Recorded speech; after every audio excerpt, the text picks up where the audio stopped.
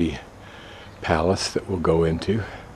It looks like something Walt Disney would have created. There was a house in the small town we were in the other night, last night, Obriga, that was new, that was built like a fortress. It looked strange. And my first reaction to this is the same thing, is that it seems strangely silly to live in what looks like a faux castle. The silly outside belies the pretty church-like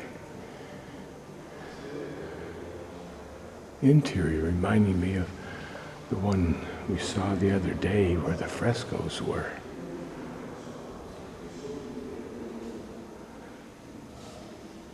Here what are allusions to, what look like allusion to a choir. And I'm guessing these columns are a la the Renaissance kind of thing. Depending on how long ago this was designed to be lived in.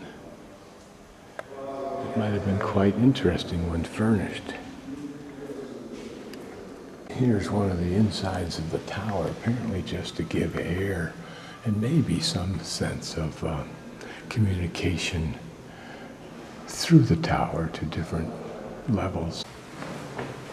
It still seems too church-like and too austere to be a comfortable place to live.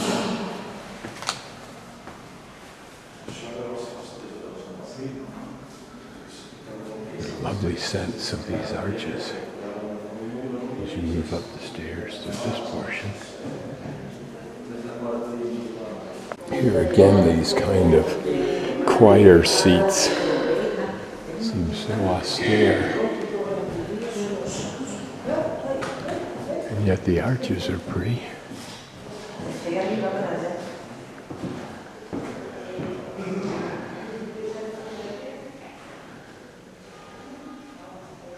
I can imagine such a place if there were some way to mitigate its severity, I guess.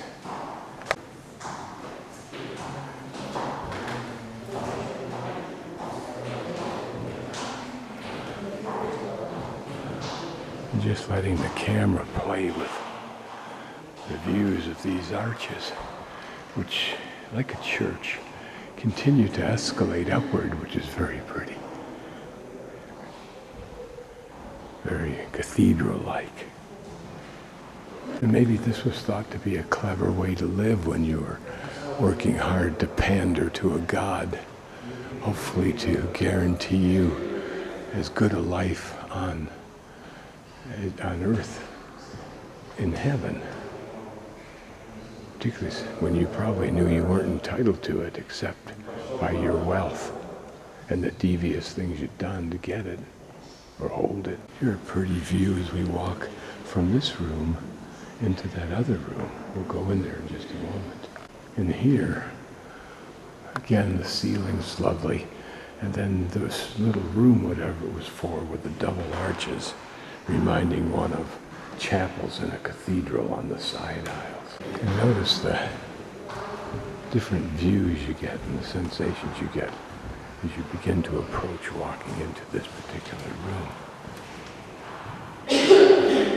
Again, these columns doing what Gothic art, a Gothic construction is supposed to do, and that's cause your eye to lift up, which it does, into again another very pretty room. And I can imagine a John Travolta figuring out a way with a designer to soften the feel with carpets and furniture and paintings that did not oppress with religion. Here again, another view that we'll pursue just to see how it unfolds, letting the camera kind of wander.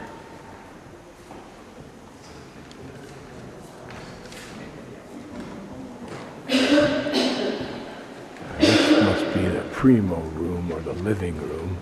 God, I hope it is. But geez, you'd almost feel like you have to say a prayer or give a half a mass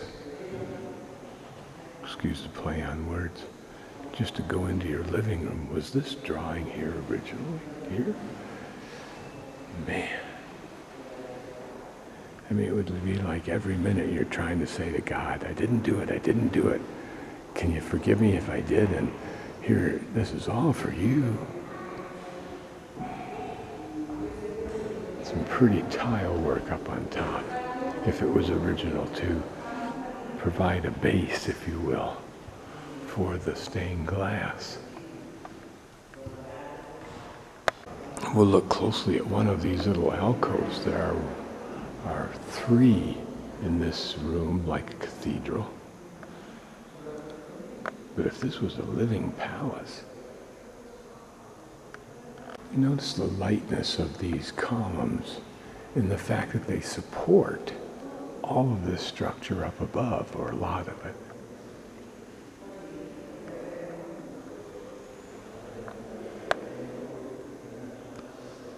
Interesting is that very few, if any, of the rooms have views outside these windows. Presumably you could open them, but what fun is that? Continue up this tower for whatever it may show us. Again, as you climb this tower, different views of those arches in the rooms below, which is very pretty. Certainly would have to impress the local priest, bishop. But how could you debauch and party in a place like this?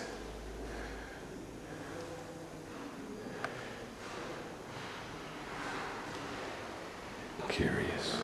This looking almost like a cloister, but with these curious, oh, I see what they are. They're the top of the arches you see from the lower floors. And a rather simple ceiling design for this, what I assume is the highest room. That's finally a window that you can see out of. Well, kinda. Doors are high patios, which one would use for viewing. Here we get another view into the cathedral living room, I'll call it. What a horrible place to live.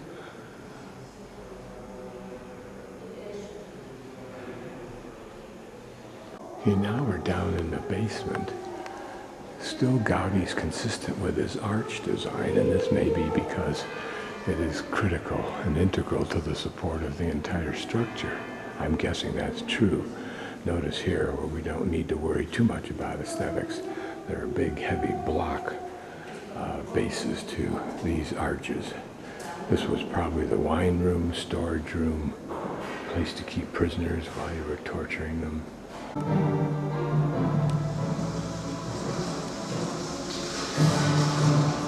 El incendio lo arrasó todo. El hombre que miraba desolado pensó que edificaría un nuevo un palacio distinto. Juan Bautista Graham y Vallestinos, persona inteligente y docta de liturgia e iglesia, supo de inmediato quien construiría la nueva residencia para el obispo de Astorga, un hombre especial para un edificio diferente a cualquier otro de la diócesis, a cualquier otro edificio. Apenas llevaba unos meses en el cargo y sin enfriarse todavía las cenizas del viejo caserón, comenzó su obra en los primeros días de 1887. Escribió cartas.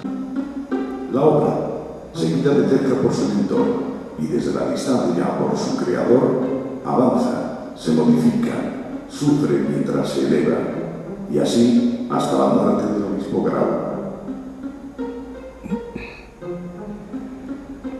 Por la incomprensión de sus sucesores, Gaudí, rendido, la abandonará a la altura de la planta noble. Corría el año de 1893.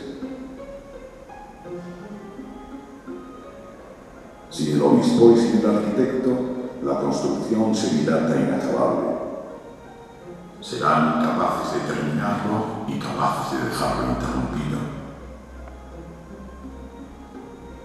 Palacio de Obispos.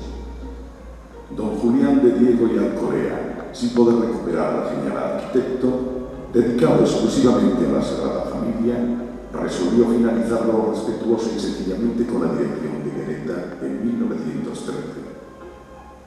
Viendo estilos que beben del pasado y mostrándola a través de una concepción singular donde todo es mezclado para crear un idioma propio, el del talento y la inspiración.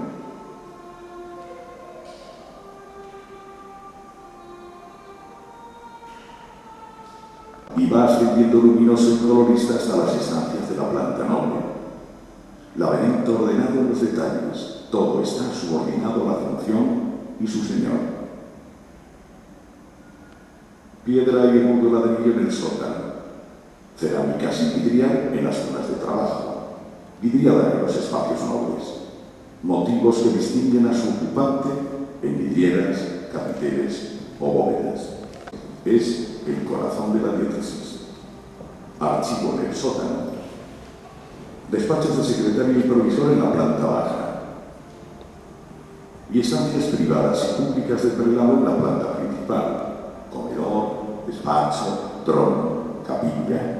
Una obra del arquitecto. Elevaron el último piso y vistieron la planta. Esculturas de Enrique Marín. Frescos que simulan. La obra se cerró inacabada, volviendo a jugar a parecer una cosa y otra. No la terminó Gaudi, pero indiscutiblemente es de él. Fue vivienda malograda y hoy cobija un museo.